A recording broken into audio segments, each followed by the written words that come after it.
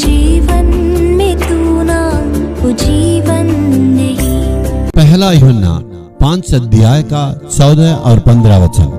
और हमें उसके सामने जो हियाव होता है वह यह है कि यदि हम उसकी इच्छा के अनुसार कुछ मांगते हैं तो हमारी सुनता है।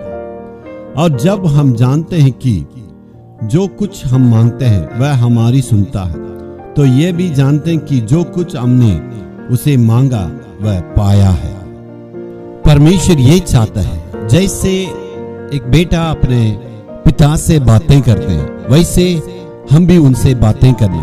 प्रार्थना का मतलब यही है, पिता के पास बेटा जो कहना चाहता है पूरे दिल से पूरे आजादी से वो पिता के पास जाके कहना, यही प्रार्थना है। बहुतों के जीवन में वो प्रार्थना नहीं करते इसलिए प्राप्त नहीं करते, और पिता से मांगने के द्वारा ही वो प्राप्त कर सकते हैं, कुछ पा सकते हैं। लेकिन बहुतों के जीवन में आज आशीष की कमी इसलिए है वो सही ढंग से प्रार्थना नहीं करते। उनका व्यक्तिगत जीवन में और दल होके या परिवार की प्रार्थना में सही ढंग से प्रार्थना का जीवन नहीं है, इसलिए उनके जीवन में आशीष की कमियां हैं। परमेश्वर यही चाहते हैं प्रार्थना में पूरी उम्मीद के साथ, दृढ़ता के साथ परमेश्वर से हम पा सकते हैं। इसी उम्मीद के साथ आके मांगना है। बहुत बार हम प्रार्थना में ये गलतियां करते हैं, ऐसे नहीं मांगते हैं। बहुत बार ये संदेह होती है, क्या मेरी प्रार्थना को परमेश्वर सुनता है?